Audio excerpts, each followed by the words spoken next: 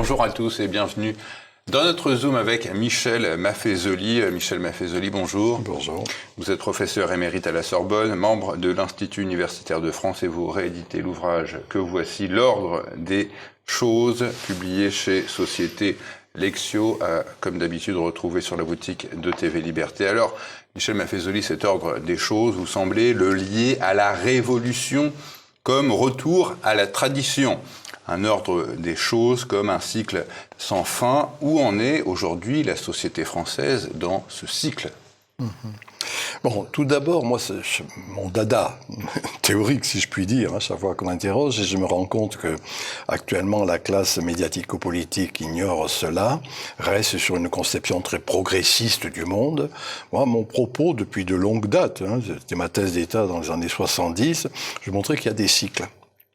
En effet, pour le dire en un terme simple d'ailleurs, et en même temps très instructif, à l'encontre de ce linéarisme qui nous a constitués, je dirais ce qu'on a sucé avec le lait maternel, de la petite enfance à l'alma mater universitaire, on se rend compte qu'il y a des époques qui durent 3-4 siècles. Une époque, en grec, je le rappelle, ça veut dire parenthèse. Pour moi, des parenthèses s'ouvrent et les parenthèses se ferment.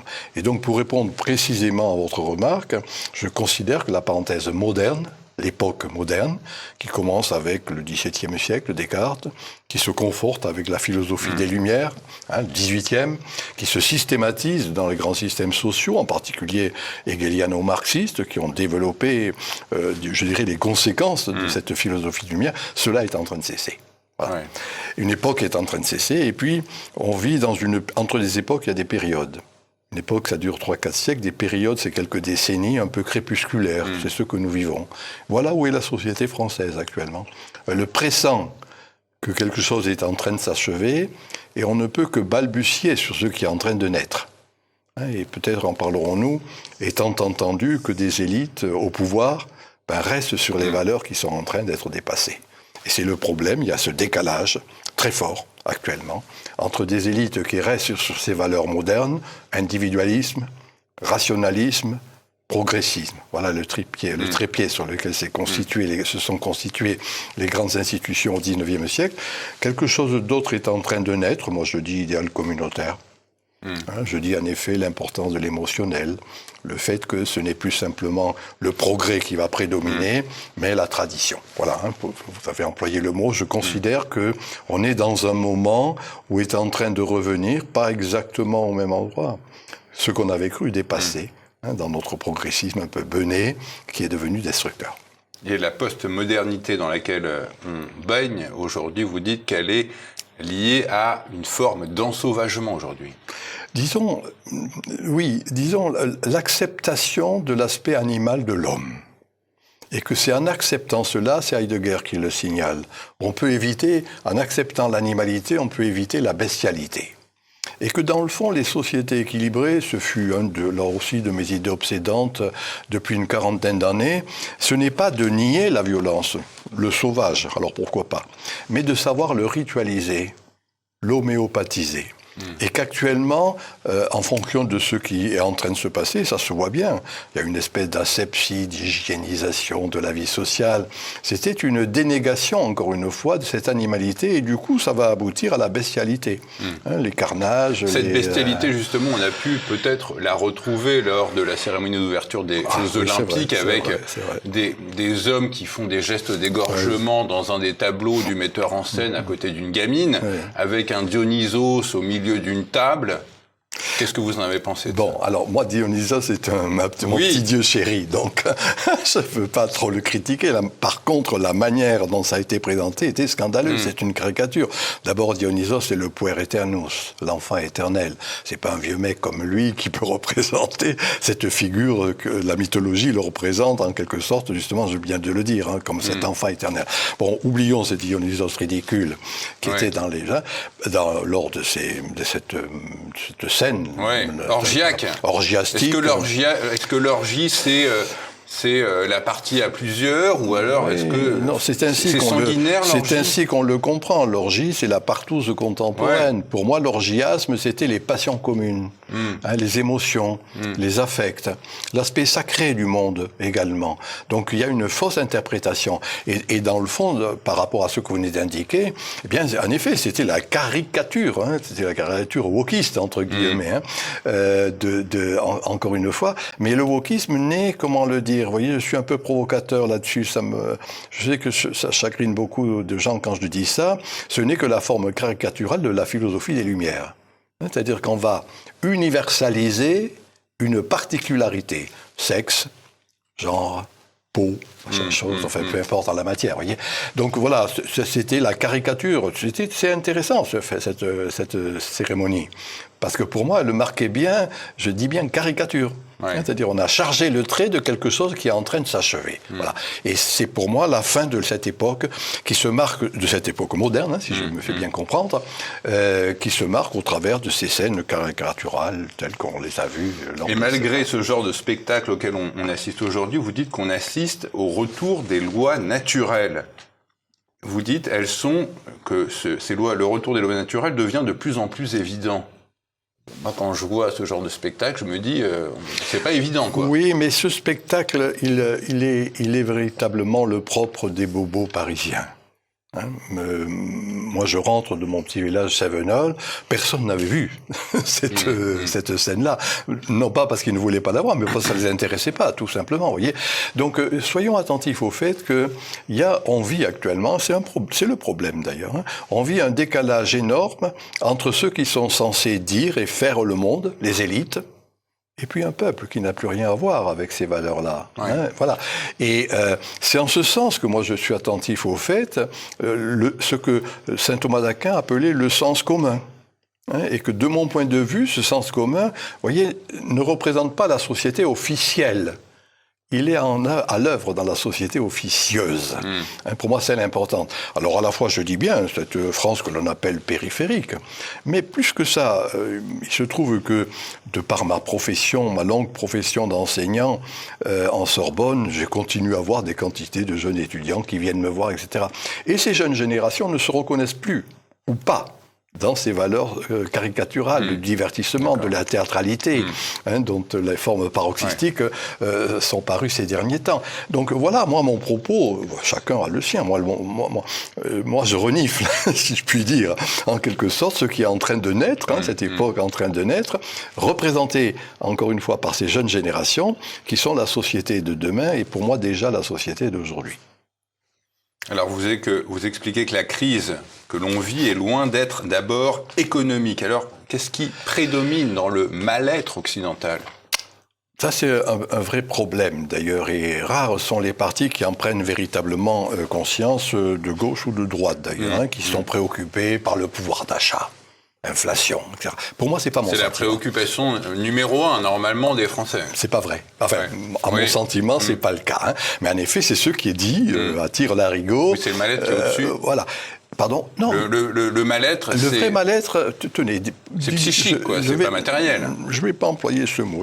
Oui, c'est pas matériel. Pour moi, c'est le retour de l'immatériel qui est important. Mais rappelons-nous cette formule que l'on oublie trop souvent de Péguy.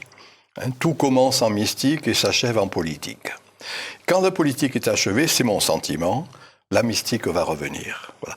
Et le décalage actuellement, c'est que justement ces divers politiques, j'ai bien dit, gauche et droite confondues, continuent à parler en termes matérialistes, économicistes, etc. Donc à bien des égards, j'ai bien dit, pouvoir d'achat, inflation, etc. Moi je ne dis pas que il faut bien sûr pouvoir manger, mais en même temps il y a une nourriture spirituelle. Oui. Qui est, de mon point de vue, demandé de plus en plus. C'est le retour du mythe. Voilà.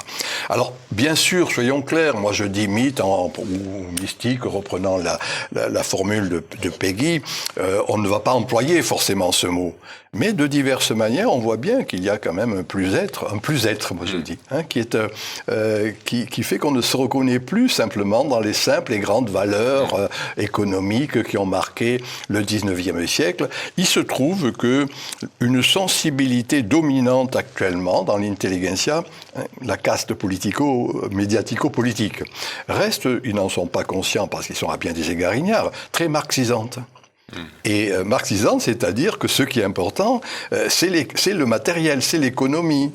Vous le savez, infrastructure, disait Marx. La superstructure, c'est-à-dire la culture, les machins comme ça, c'était secondaire. Ce qui est important, c'est... Le beau, le retour du beau. Voilà, et de mon point de vue, alors restons dans cette perspective marxisante, il y a le désir de ce que bêtement on appelait la superstructure. Ouais. C'est-à-dire le spirituel, le culturel. Pour moi, j'ai écrit un de mes livres qui s'appelle « La nostalgie du sacré », et je vais poursuivre dans ce qui va paraître de moi dans quelques mois, où je montre que c'est bien ce retour du sacré. Alors c'est cela, voyez-vous, l'ordre des choses. C'est-à-dire que ce qui fut la modernité, ça a été de mettre l'accent sur, j'ai dit tout à l'heure, un individualisme, c'est-à-dire dans le fond, les droits. Le droit de l'homme, les droits de l'homisme, si je le dis de manière un peu caricaturale. Alors que ce qui est en train de revenir, c'est pas les droits, c'est les devoirs, c'est les obligations. Cette grande dame de la pensée qui était Simone Weil, je veux dire la philosophe, la grande, et cette grande dame... Ne confondons surtout pas. Je ne veux pas la confondre parce que je renvoie à un livre extraordinaire de Simone Weil qui s'appelle « L'enracinement ». Et dans ce livre, l'enracinement, ancien peu de personnes... Où elle dénonce les déracinés de la terre. Elle parle justement d'enracinement, c'est-à-dire, et c'est là où elle dit, il y a des obligations. Oui, après les droits de l'homme, les devoirs de l'homme. Il y a des devoirs. Ouais. Et l'ordre des choses, de mon point de vue, c'est rappeler qu'il y a en quelque sorte retour de ces devoirs. Qu'on n'a pas simplement des droits, des droits, dans le fond, à bousiller cette terre. C'est ça le progressisme, qui fut mené, qui a été destructeur. Les saccages écologiques en sont l'expression. Et le rationalisme en est aussi une expression. L'individualisme, pour moi, c'est une expression. C'est ça le désenchantement du monde que Weber, ce sociologue allemand, économiste, a bien montré. Ça a été le capitalisme. Ça a été quand je dis le bourgeois, soyons précis, le bourgeoisisme, sous sa forme socialiste, ou sous sa forme capitaliste. Oui, Weber, vous le rappelez, dit « Le capitalisme a été la cause et l'effet du désenchantement du monde ». Je le pense. C'est la grande idée de Weber, désenchantement du monde. Justement, le rouleau compresseur du rationalisme avait évacué les dimensions spirituelles, les dimensions culturelles, ou les avait secondarisées. C'était ce qui a culminé dans la caricature française, le 1% culturel. Vous voyez, par exemple, on accordait une bricole un peu à la culture, à la spiritualité. Là, de mon point de vue, la lame de fond, je dis bien, pas officielle, mais qui est en jeu actuellement, en particulier ces jeunes générations, eh bien, c'est ce retour du spirituel, je dis moi le sacral. Je reprends une expression qui n'est pas de moi, qui est du philosophe catholique Jacques Maritain, qui mettait l'accent justement sur cette dimension sacrale. C'est mon hypothèse également. Vous voyez qu'il y a, d'une manière cachée, quand quelque chose est en gestation, il y a toujours le roi clandestin. C'est quelque chose qui est caché par rapport au roi officiel. Et pour moi, dans ce roi clandestin, il y a ce désir plus ou moins bien formulé, soyons clairs. Bien sûr, moi je suis un intellectuel, je le traduis dans les termes que je viens de dire. Mais mon propos a toujours été, c'est mon travail de renifler.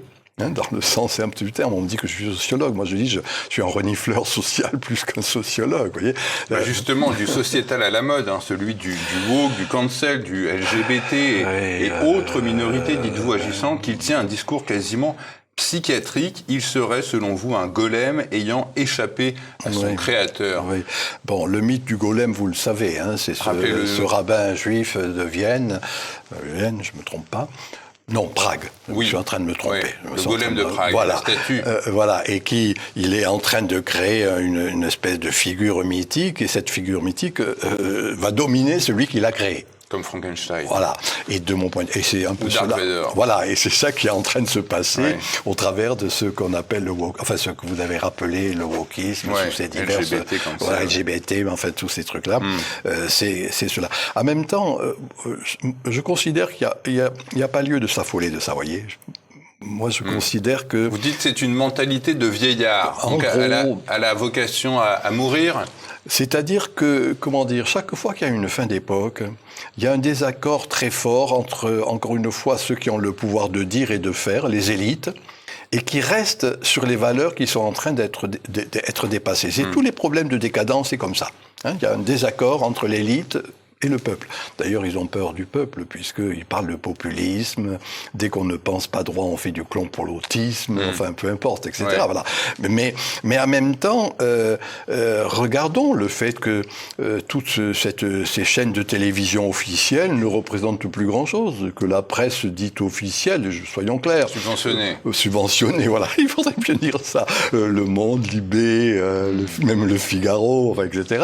On tient un bout de bras avec nos impôts, quoi. En gros, et puis touche pas enfin, en termes de cet ensemble, c'est 500 000 Français. Vous voyez, on est 67 millions, il me semble. Donc, vous voyez, il y a une espèce de décalage.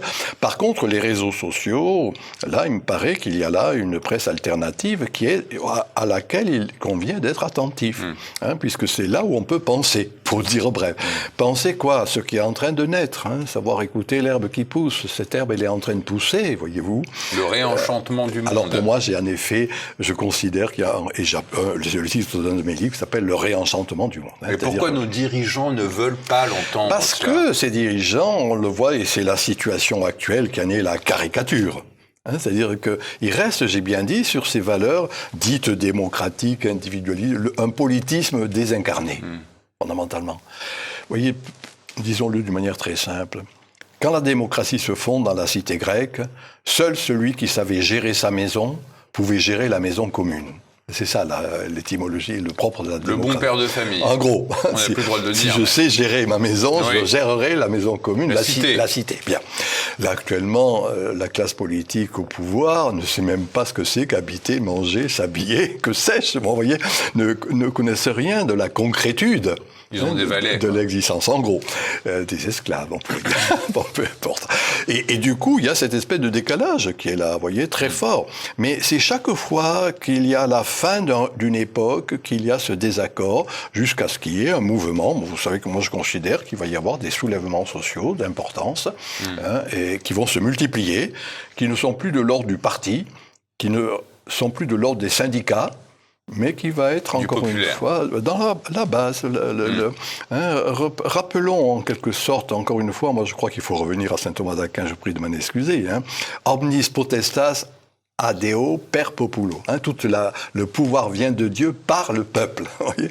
Et pour moi, c'est un peu cela qui est en jeu actuellement. Vous voyez, il y a quelque chose. Vous pensez qu'ils le sentent venir, le boulet, qu'ils en ont peur ce que vous appelez l'idéal communautaire? Bien évidemment, ils sentent bien que ce n'est plus cet idéal démocratique qui fonctionne. Regardez, quand il y a une élection, même si on se vante qu'il y ait une participation énorme, il y a 50% de Français qui ne votent pas. Il y a 3 millions de non-inscrits sur les listes électorales, non-inscription, on ne le dit jamais cela, vous voyez, cet ordre.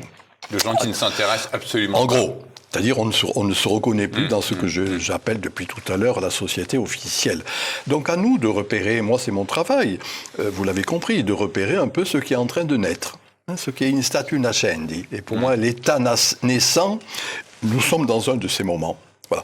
Mais ça prend toujours du temps, soyons clairs, c'est quelques décennies. Une période dure quelques décennies où, en quelque sorte, va cesser il y a une faillite des élites. Eh bien, son pouvoir va cesser et d'autres choses est en train de naître. Une socialité authentique, dites-vous justement, qui est en projet. Oui. C'est quoi les piliers de cela? Alors, soyons clairs, ça c'est des petits jargons sociologiques. Oui, bon, je vais le préciser. Ouais. Je vais le préciser.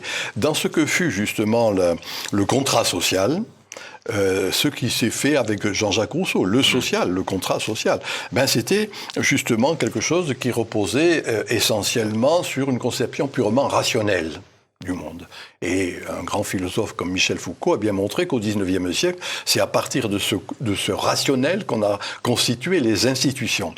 Moi, il me paraît... Michel Foucault, le déconstructeur. C'est faux, ça, là, mon Dieu, non. Alors, c'est ce qu'on dit bêtement, excusez-moi, je suis bête, alors. Non, moi je dirais désobstructeur. Vous avez raison, on dit Michel Foucault déconstructeur, il n'a jamais dit ça. Moi j'ai discuté avec lui assez souvent. Non mais les LGBT aux États-Unis, justement, ils ne s'inspirent pas de ses travaux? Non, ils s'inspirent d'une interprétation Foucault, Derrida. Mais, Foucault, c'est pas pareil? En janvier, je publie mes mémoires. Et je montre justement que le mot déconstructeur, vous me permettez d'être pédant, vient de l'Aufbau heideggerien, que Derrida a traduit comme déconstruction. Alors que moi j'ai discuté avec Heidegger. Ça apparaîtra dans ce livre qui apparaîtra en février. Et il disait que l'Aufbau, si on prend ce mot allemand, c'est désobstruer. Désobstruer le chemin. Non pas déconstruire le monde, mais désobstruer. Et donc avoir un chemin de pensée plus ouvert. Voilà, c'est ça. Et Foucault n'était pas déconstructeur. Il était désobstructeur. Hein, c'est-à-dire qu'il avait des mœurs... Non, mais ça, chacun a son genre. Il en est mort, le pauvre. Donc, dans ce cas, moi, j'ai pas à rentrer là-dedans et à justifier ses mœurs. M'intéressent 2 ou 3 de ses livres qui m'ont paru intéressants. Voilà, c'est tout. C'est en ce sens que on dit déconstruction. Vous avez bien été attentif à ce que je dis. Désobstruction, hein, plutôt que déconstruction. Le déconstructivisme est le reliquat d'une pensée marxiste. On va construire un autre monde, une société à venir. Hein, c'est plus le paradis céleste, c'est le paradis terrestre, mais c'est ça l'idée fondamentalement marxisante de construire quelque chose de nouveau à partir de ce qui cesse. Alors que la pensée de la désobstruction, c'est la tradition.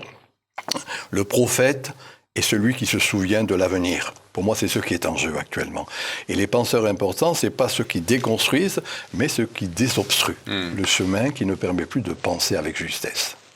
On est, dites-vous, dans un ordre chaotique qu'il faut redresser par l'acceptation de la transcendance et de l'autorité. Quelle est cette transcendance alors ? Alors, d'abord le chaos, je vous prie, je sais que ça peut choquer ce que je vais dire, mais le chaos n'est pas, est peut-être fécond. Il y a une pensée ésotérique qui dit ordo ab chaos. C'est marqué sur les billets, $. Ah, je savais. Oui, j'aime pas les Amériques, donc de toute façon, je connais pas le dollar. Bon, enfin, peu importe. Non, mais ordo et chaos, vous voyez, vous faites bien de me le rappeler, mais c'est une vieille pensée ésotérique qui fait que quand quelque chose s'écroule, c'est à partir de là qu'il y a un ordre nouveau qui se crée. C'est mon sentiment aussi. Est en train de se créer, est chaotique la modernité, on va accéder à un nouvel ordre. Hein, pour moi, je considère, je crois que je le dis dans la préface, mais vous trouvez légitime un nouveau Moyen-Âge caché. Pardon ? Vous trouvez légitime de s'appuyer sur quelque chose qui est caché, l'ésotérique ? Non, l'ésotérique... Bon, j'ai écrit un livre sur la franc-maçonnerie, je crois que j'en avais parlé ici même. Oui. Peut-être pas avec vous. Avec Marcel B. Oui, je m'en souviens plus. Non, moi je considère qu'il y a toujours dans toute société nécessité d'une pensée profonde. C'est les pythagoriciens, c'est les templiers. Le christianisme. C'est le catholicisme, je préfère dire, dans son aspect spirituel. La mystique, moi je lis beaucoup de choses sur la mystique, d'ailleurs je crois que dans mes livres cela apparaît. Eh bien, cela, qu'on le veuille ou non, Saint Bernard, pour n'en citer qu'un, c'est une pensée ésotérique, mystique sous ses diverses ondulations. Quand cette mystique, quand cette pensée profonde ne se referme pas sur elle-même, quand elle peut permettre justement, et l'œuvre de Saint Bernard et l'action de Saint Bernard, moi j'ai lu 2 tomes cet été sur Saint Bernard pour tout vous avouer, montre bien qu'à partir de cette mystique-là, de cette dimension ésotérique, il peut y avoir une diffusion d'idées généreuses. Voilà, c'est tout. Hein. Alors oublions le mot ésotérique parce que je sais qu'il peut chagriner, on en a une conception par trop fermée, mais gardons cette idée qu'il y a... Si c'est pour le bien de l'humanité, pourquoi il y aurait du cachet ? C'est pas du cachet, c'est quelque chose où se façonne. Ouais. Un côté initiatique, quoi, un peu inquiétant, je crois, quoi. moi, je considère que l'initiation n'est pas négligeable et que j'ai toujours été, et c'est pour ça que je suis pas très bien vu par certains milieux intellectuels, je ne crois pas à l'égalité, moi, personnellement. Je me crée même ce mot, l'égalitarisme, en enlevant c'est fini ça, l'égalité. Il y a de la hiérarchie. Et donc, dans cette hiérarchie... En toute chose. Pardon ? En toute chose. Oui, et dans cette hiérarchie, il peut y avoir aussi une pensée qui est profonde. Mais cette autorité à laquelle vous aspirez, le retour de cette autorité, elle se baserait sur quoi ? Qui est l'autorité ? Justement, sur la tradition. L'autorité, là encore, revenons à saint Thomas d'Aquin, à l'encontre de ce qu'on dit, l'autorité, c'est ce qui fait croître. qui fait croître, par exemple, des idées. Donc, une autorité peut être, alors revenons à ce mot, ésotérique, caché, etc., elle le permet de croître. Et la vraie autorité, c'est ça pour moi, c'est-à-dire, c'était celle de l'éducation, bon, moi qui me paraît être mal barré actuellement, mais d'une certaine manière, l'autorité familiale, l'autorité paternelle, l'autorité, si vous voulez, qui faisait que, à partir de la vieille tradition, Joseph de Maistre l'a bien montré, cette vieille tradition ancestrale. Quand Joseph de Maistre dit ancestral, il s'amuse en disant c'est être et ancien, ancestral. On ne peut être que si on est enraciné dans la tradition française qui démarre avec le baptême de Clovis. Ça n'est une, voilà. Mais pour moi c'est aussi ancien. Je veux dire, c'est pas que la tradition française. Celle-là, elle n'est pas négligée, loin de là, au contraire même. Mais voyez, l'idée d'autorité, c'est quand même.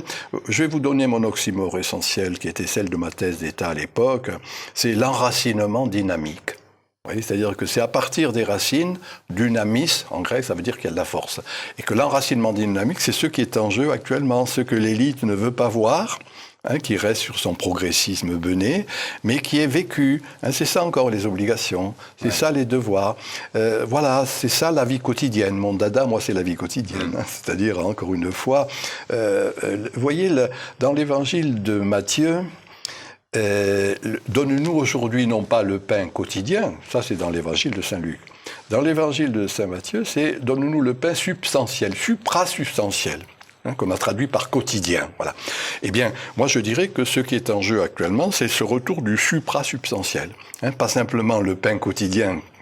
À manger, la nourriture spirituelle. En gros, symbole de ce qu'on va manger, mais quelque chose de plus riche que le pain. La nourriture spirituelle. Mais une vraie nourriture suprasubstantielle. Voilà, moi, c'est ce qui me paraît être en jeu actuellement. C'est ça, la tradition. Merci à vous, Michel Maffezoli. Votre ouvrage s'appelle « L'ordre des choses » à retrouver sur la boutique de TVL. Merci à vous et merci à vous de nous avoir suivis.